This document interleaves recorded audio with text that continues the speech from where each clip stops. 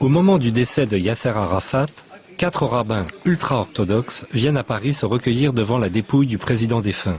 Leurs paroles, politiquement très incorrectes, ne trouvant aucun lieu pour s'exprimer, Dieudonné, au nom de la liberté d'expression, leur propose son théâtre pour une conférence de presse. Alors ceci n'est pas un sketch, hein, pas confondre. Quelques rares journalistes y assistent, pas un article n'a été publié.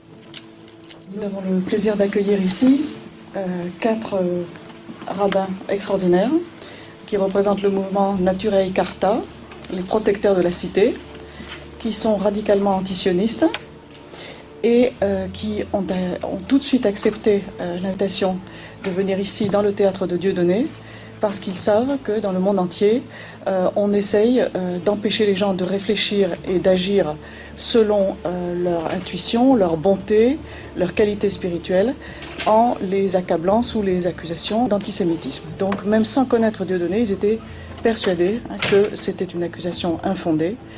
Et donc je pense qu'il y a beaucoup d'échanges qui peuvent avoir lieu entre toutes les sensibilités tellement variées que nous représentons.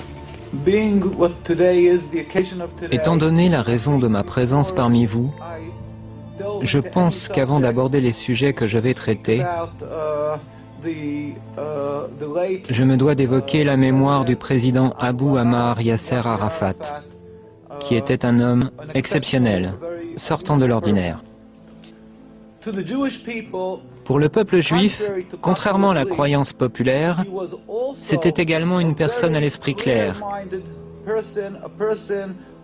Il avait une vision de l'avenir, une compréhension très profonde de ce qu'est vraiment le judaïsme et de ce qu'est le sionisme.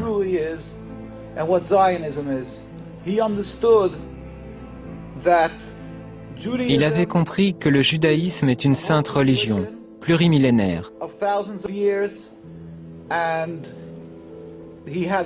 Et il n'avait absolument aucune forme d'animosité, d'une quelconque façon, à l'encontre du judaïsme ou du peuple juif. Au contraire, il savait que le sionisme est très différent. C'est ce que j'expliquerai brièvement. Les sionistes, bien entendu, le dépeignirent sous les traits d'un antisémite, comme ils le font de n'importe qui, en Europe ou ailleurs dans le monde, qui tenterait de se dresser contre l'État criminel d'Israël et contre les agissements criminels qui émanent de l'État d'Israël.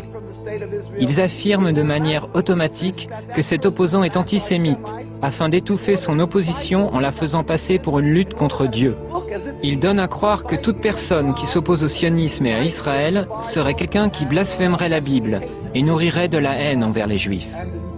Maintenant, je vais vous expliquer brièvement ce qu'est le sionisme. Comme je vous l'ai dit, le judaïsme est une religion plurimillénaire. Elle remonte aux patriarches Abraham, Isaac et Jacob. Le sionisme est à peine centenaire, créé par Theodor Herzl et ses amis, des gens totalement athées, des gens qui étaient totalement étrangers à la religion, qui détestaient la religion.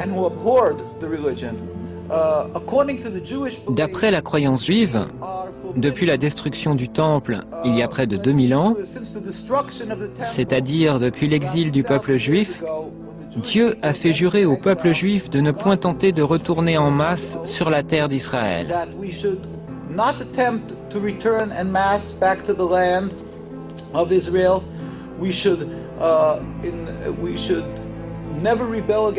Nous ne devrions jamais nous rebeller contre une quelconque nation.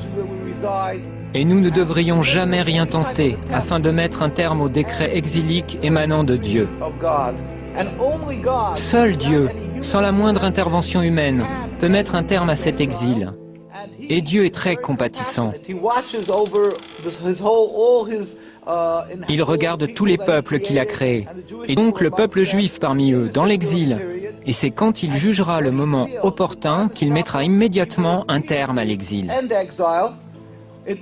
Il se produira alors une révolution métaphysique dans le monde. Le monde entier reconnaîtra qu'il n'y a qu'un seul Dieu, et il le servira, rassemblé dans l'harmonie et la paix. Nous n'utiliserons pas les armes, ni ne lancerons une offensive militaire pour convaincre les gens qu'il n'y a qu'un Dieu unique. Simplement, nous nous lèverons tous ensemble pour servir Dieu, ce à quoi un juif aspire, ce qu'il espère, ce pourquoi il prie. À l'époque, au début du sionisme, à ses prémices, les rabbins se sont insurgés unanimement. Ils protestaient disant « C'est un blasphème, c'est de la rébellion contre Dieu. Si cette idéologie est mise en application, nous en souffrirons terriblement. » Malheureusement, les sionistes ont réussi. Tout d'abord, ils voulurent aller en Ouganda. Là-bas, il y avait des terres vierges, mais ils comprirent que la nation juive ne les suivrait pas. Aussi se jouèrent-ils et abusèrent-ils des espoirs et des aspirations que pouvait entretenir tout juif à retourner à Jérusalem. Et ils leur dirent « Nous sommes en train de vivre les prémices de la rédemption. Viens, suis-nous. Retournons ensemble sur la terre d'Israël. » S'appuyant sur l'ignorance des multitudes non-juives dans le monde entier, ils abusèrent de leur compassion, escomptant qu'elle prendrait pour argent comptant ce que dit la Bible, à savoir que cette terre appartient aux Juifs, et diraient qu'on leur donne la terre. Ils ont utilisé ces sentiments afin de poursuivre leur entreprise, de marquer des points sur le terrain, dans l'objectif de s'accaparer la Palestine. La Palestine était un pays peuplé d'êtres humains, les Palestiniens, c'est-à-dire les Arabes habitant cette contrée, ainsi que des Juifs orthodoxes qui craignent Dieu. Et tous dirent comme un seul homme, « Nous ne voulons pas. » Et étant donné que les sionistes ont usurpé la terre, qu'ils sont allés en Palestine et qu'ils l'ont volée au peuple palestinien, ils ont soumis ce peuple par la force des armes, puis ils l'ont expulsé. C'est là une seconde grande tragédie, une transgression, une rébellion contre Dieu, un agissement criminel contre Dieu. Et tous les rabbins étaient contre ces exactions. Ils étaient ulcérés, révoltés par ce que ces juifs non religieux avaient fait. Je terminerai par ceci.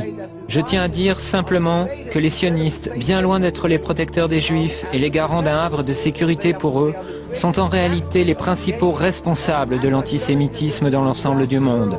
Là où l'antisémitisme n'existe pas, les sionistes le fabriquent. Ils sont les principaux responsables des dissensions et de la haine envers les juifs dans le monde entier.